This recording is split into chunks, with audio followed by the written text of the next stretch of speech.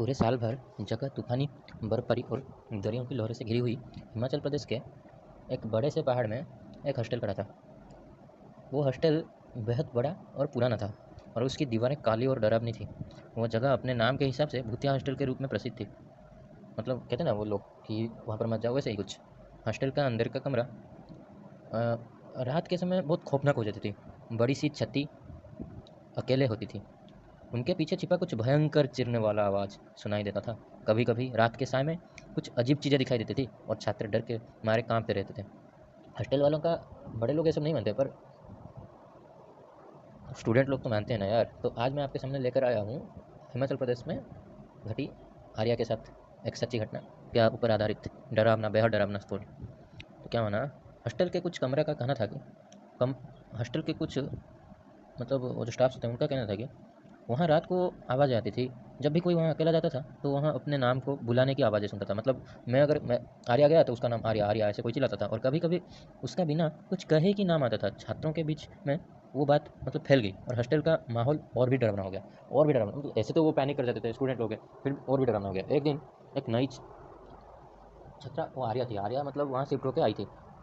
वो बड़ी ही बेवकूफ़ और निर्भीक थी और उससे डर की कोई चिंता नहीं थी।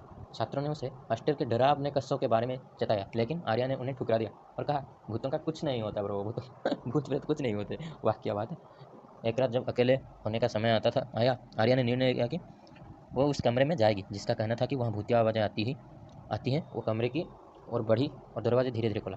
कमरे के अंदर कुछ भी खास नहीं था सिवाय एक पुराने बुक के। वो बुक टेबल पर रखी थी और जब वो बुक को खोली, वह देखी कि वहाँ कुछ अजीब से चिन्ह हैं।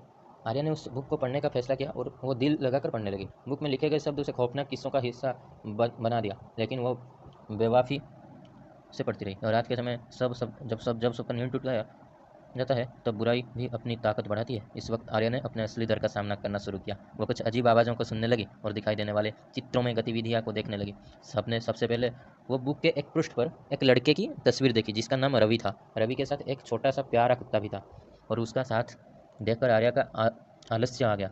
फिर वो दूसरे पृष्ठ पर पहुंची। यहाँ एक छोटे बच्चे की तस्वीर थी। बच्चे का नाम रोहन था और उसके माता पिता उसके साथ बहुत प्यार से खेल रहे थे। देखकर आर्या को यह ख्याल आया कि वो बच्चा कितना सुंदर था और वो कितना खुश दिख रहा था। इसके बाद वो तीसरे पृष्ठ पर पहुंची जिसमें एक अच्छे दिल के आदमी की तस्वीर थी। वो आदमी दुकान में अपने साथी के साथ काम कर रहा था और उनका मुस्कान वाला चेहरा देखकर आर्या को खुशी मिली।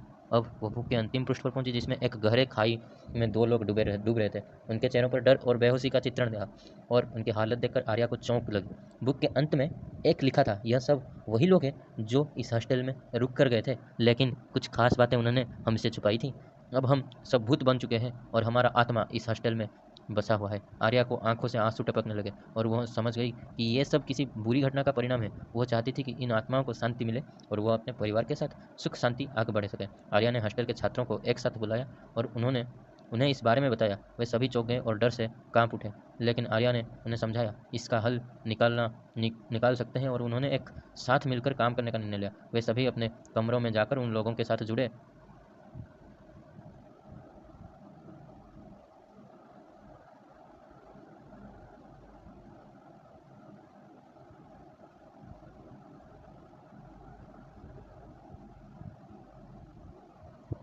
जिनकी आत्मा भी हॉस्टल में थी। वो छात्र लोग क्या कहना, उनको शांति देने की प्रथा, उसका मतलब वो लोग डर तो गए थे पर वो एक शांति देने के लिए वो आए।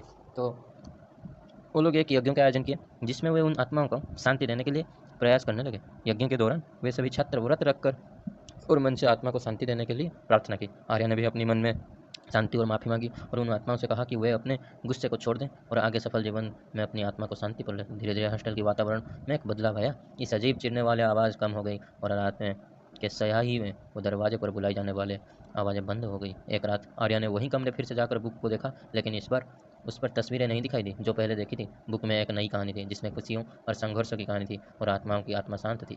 छात्र ने जो कठिनाइयों का सामना किया वो उन्होंने साथ में किया। उन्होंने उन आत्माओं का शांति दिलाने के लिए एक साथ मिलकर प्रयास किया और उनके साथ एक नया आरंभ किया। धीरे धीरे बुद्धिया हॉस्टल का वातावरण बदलने लगा। छात्र अब डर की बातें नहीं सुनाते थे बल्कि वह एक दूसरे के साथ खुशहाल जीवन जीने के लगे। यह कहानी हमें यह सिखाती है कि डर और बुराई का सामना करने के लिए हमें साथ मिलकर काम करना चाहिए। डर कुछ नहीं होता यार, मतलब आप अगर साथ में रहोगे, जहाँ भी देखो ग्रुप में जाते हो वहीं बस मेंटेन करने रखना है, अपना साथी को कभी नहीं छोड़ना। यही तो होता है डर को काबू करने का, यही एक ही तरीका है ब्रो। सो बाय, फिर मिलते हैं आपको दूसरे वीडियो में। तब तक के लिए ओके।